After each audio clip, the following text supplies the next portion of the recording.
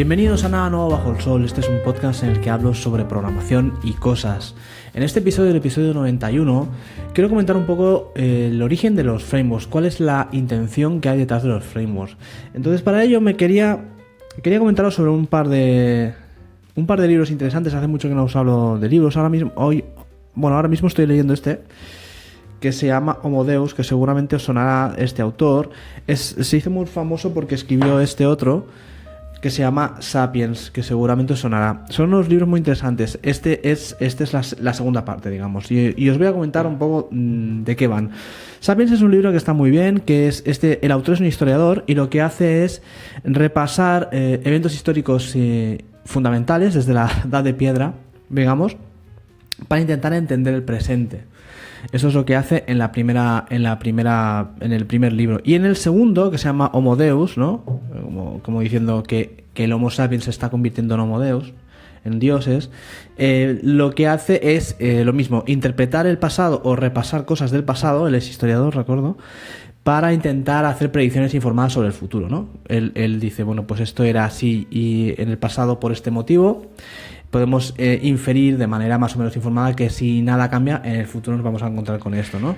No son predicciones de bola de cristal, sino que son cosas que son razonamientos que él hace, ¿no? Son opiniones razonadas en función de eventos históricos. Y lo hace muy bien. Y el otro día leí una anécdota, está lleno de anécdotas y de eventos científicos muy interesantes. Y comentaba la relación que tiene el ser humano con los animales y cómo ha ido cambiando con el tiempo, cómo los animales han pasado de ser compañeros, ¿no? A ser más que herramientas, que ahora el ser humano, digamos, que explota a los animales a conveniencia, con los animales domesticados y con los que no están domesticados, pues cómo se van extinguiendo de manera irreparable. Y estaba hablando de esto y ponía un caso de cómo se está estudiando, o un ejemplo, un estudio que hicieron para intentar sintetizar alguna droga que sirva como antidepresivo. Y para ello, en los laboratorios ya sabemos que usan ratas y ratones, y puso un ejemplo muy curioso de cómo lo hacían. Cogían un montón de ratas, unas 100 ratas así, y las colocaban en un vaso con agua, o con un vaso de tubo con agua, las metían dentro, ¿no?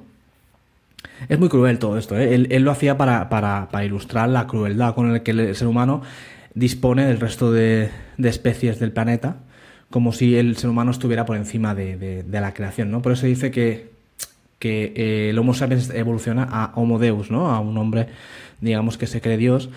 Entonces, estas ratas las ponían en este vaso.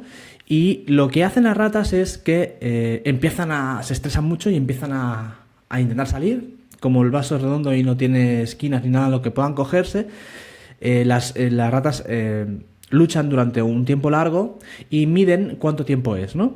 Llega un momento en que la rata se rinde y se desespera. Cae, digamos, en la desesperación de decir, no hay solución, no puedo salir de aquí, y se rinde.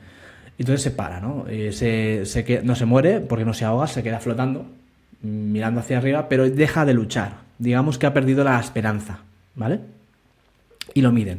Entonces, como media, digamos que las ratas luchaban durante unos 12 minutos, hasta que se decidían rendir. Se agotaban y decían, esto es imposible, no puedo salir de aquí, ya me da igual lo que me ocurra, no hago nada, ¿no?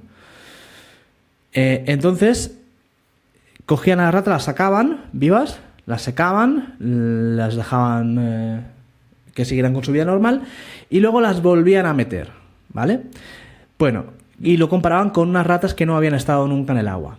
Las ratas que no habían estado nunca en el agua volvían a luchar durante esos 12 minutos de media, más o menos. Esto es una media entre muchas ratas, ¿eh? Algunas que evidentemente hay casos extremos, ¿no? Pero de media, pues duraban unos 12 minutos luchando. Las que no habían estado nunca en el agua, pues duraban esos 12 minutos. A los 12 minutos se rendían y dejaban ya de luchar. Pero las que ya habían pasado por la experiencia luchaban más, ¿vale? Tiene sentido, ¿no? Porque han pasado la experiencia de si sigo peleando, alguien vendrá y me sacará, porque tengo ese recuerdo, tengo esa experiencia. Y entonces los científicos, el razonamiento que hacen aquí es, el cerebro de la rata esta que dura más, digamos que está generando una sustancia química que impulsa a la rata a seguir luchando más. Tarda más en perder la esperanza, tarda más en desesperarse, ¿vale? Dice, si conseguimos aislar ese químico en el cerebro de la rata, ese químico se puede usar como antidepresivo, porque digamos que es lo que le impide a la rata rendirse y es lo que le da esperanza por seguir probando, ¿no? Cuando ya está totalmente rendida, entra en un estado de depresión, o sea, ya le da igual todo, ¿no? Ese es el razonamiento que hacían los científicos, ¿no? Si conseguimos ver qué ocurre en el cerebro de la rata entre que la primera vez que la meten y la segunda, por qué en la segunda decide luchar más, luchaba durante más minutos, ¿no? De media pasaba de 12 minutos a 16, ¿vale? Aguantaban más. Entonces dices, ¿por qué esos extras minutos? Porque hay una sustancia química en su cerebro que las empuja a seguir avanzando.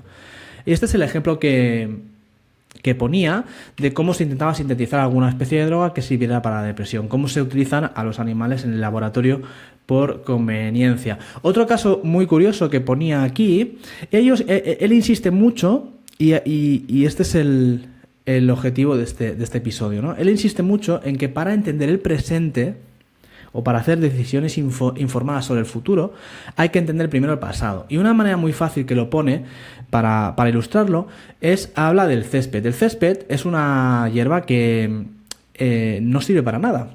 Solo sirve para hacer bonito. No da frutos, no tiene ningún sentido ni ninguna labor, digamos, que sea esencial para el humano.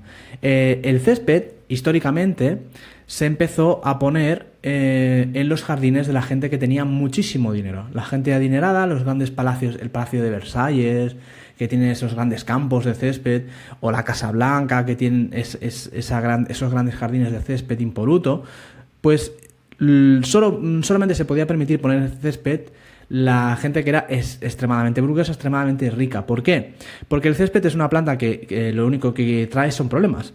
Es una trampa que requiere cuidado constante, cuidado específico, hay que regarla mucho, hay que cortarla, vienen plagas, vienen bichos, es terrible. Y el beneficio que trae es cero. Es cero. El césped no da frutos, no sirve para nada, no se usa para nada. Simplemente es para hacer bonito. Y entonces, cuando tú pasabas por una gran mansión de una persona rica y veías una gran porción de césped, el mensaje que estaba enviando es: fijaos cuánto dinero tengo que puedo literalmente tirarlo por el suelo. Porque no sirve para nada, solamente es para hacer bonito.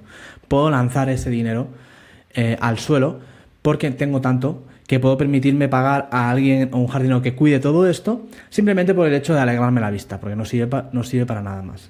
Entonces es un privilegio, ¿no?, tener césped en aquel momento. ¿Qué ha pasado? Que ha evolucionado. Entonces tú ahora vas por los sitios y ves una casita modesta con jardín y en ese jardín tiene césped. ¿Por qué tiene césped? Por eso. Para entender el presente ha explicado el pasado, ¿no? Si lo paras a pensar, es un motivo estético. Hay jardines en el mundo, según qué culturas, que no usan césped y tienen piedras. Bueno, pues los que usan césped ya sabemos por qué. Es que el césped es bonito. No, es bonito, sí. Pero lo vemos bonito porque en nuestra cultura se ha hecho bonito. ¿Por qué? Porque se decidió en un momento que las personas con mucha riqueza desparramaban esa riqueza en el suelo para que todo el mundo pudiera ver los ricos que eran, ¿no? Y cuando invirtiendo en una planta que no sirve para nada y que solo trae problemas y que es muy difícil de mantener. Por lo tanto, entendiendo el pasado, podemos explicar el presente.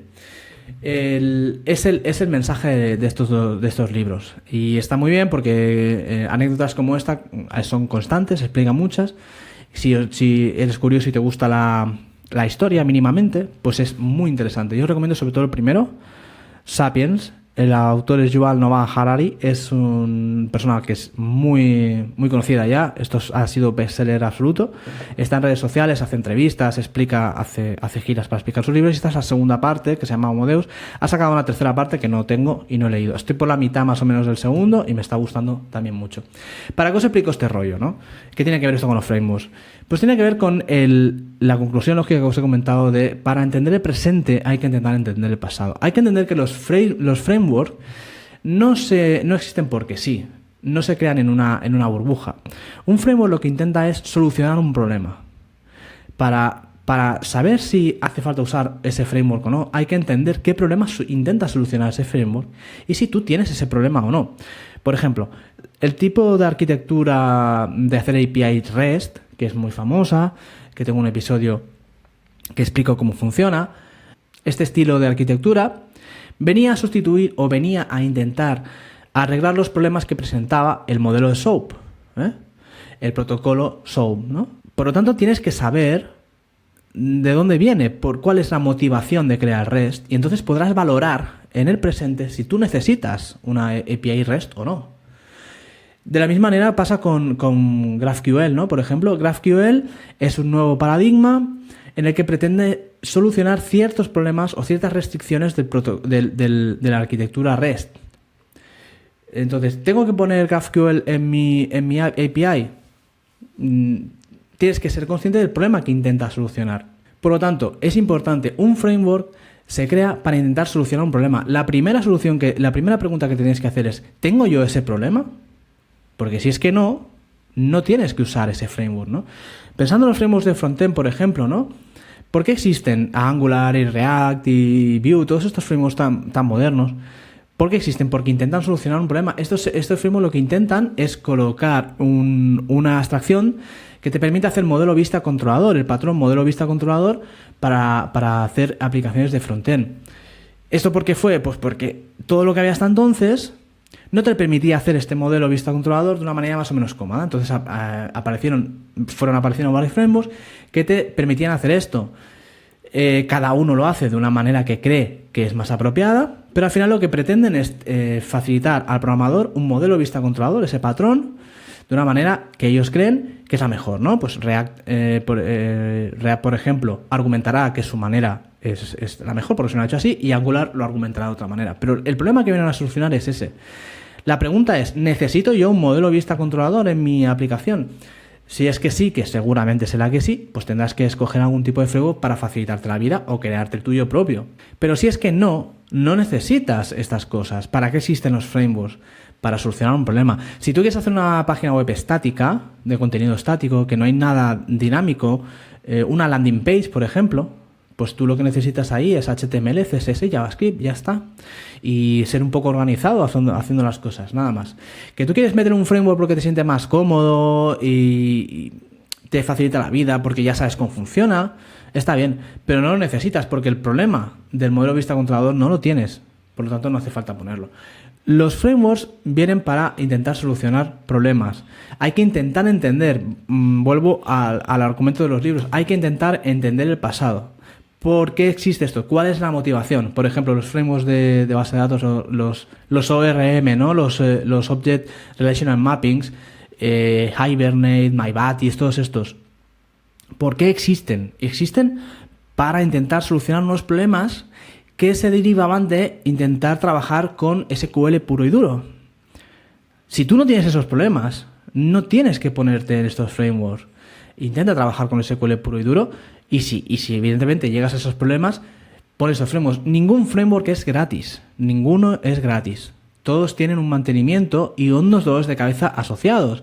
Si tú pones Hibernate, dejarás de preocuparte de las SQLs nativas, pero tendrás otras preocupaciones nuevas.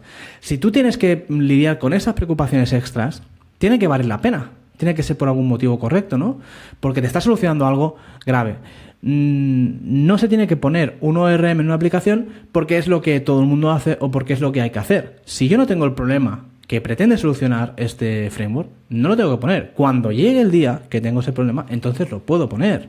Siempre se puede ir a más. Pero si tú ya de saque te montas una aplicación con un framework complejo de modelo de vista controlador, con un framework de base de datos, etcétera, etcétera, con un framework que te permita, yo qué sé, trabajar con configuraciones o cosas muy, muy complejas, porque hay herramientas para todo, pues te vas a encontrar con todas las ventajas que te ofrecen esos frameworks, pero también con todos esos inconvenientes. Hablando, por ejemplo, de frameworks de testing, ¿no? Tienes que pensar muy bien si las ventajas que tienen estos frameworks realmente las necesitas, porque los inconvenientes te los vas a tener que asumir, seguro. Entonces, la reflexión que yo quería hacer en este episodio es: pensad que los frameworks no son la manera de trabajar, es simplemente una herramienta que te pretende simplificar la vida. Para trabajar con una base de datos no hace falta un ORM, no hace falta. Que veáis que la mayoría de aplicaciones se usan, no significa que sea necesario. Entonces, hay que entender de dónde vienen las cosas.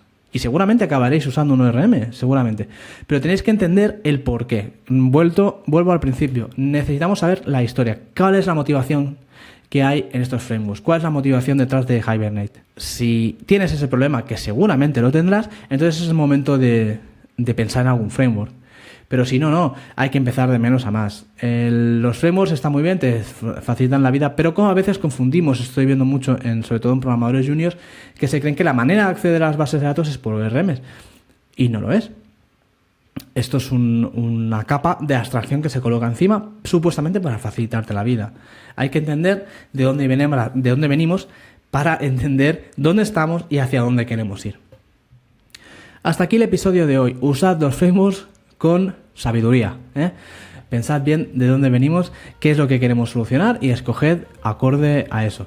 Compartid con alguna persona que creáis que le pueda interesar, suscribiros a los diferentes canales si no lo estáis, dadle a la campanita si estáis en YouTube y nos vemos en el próximo episodio. Gracias por escuchar.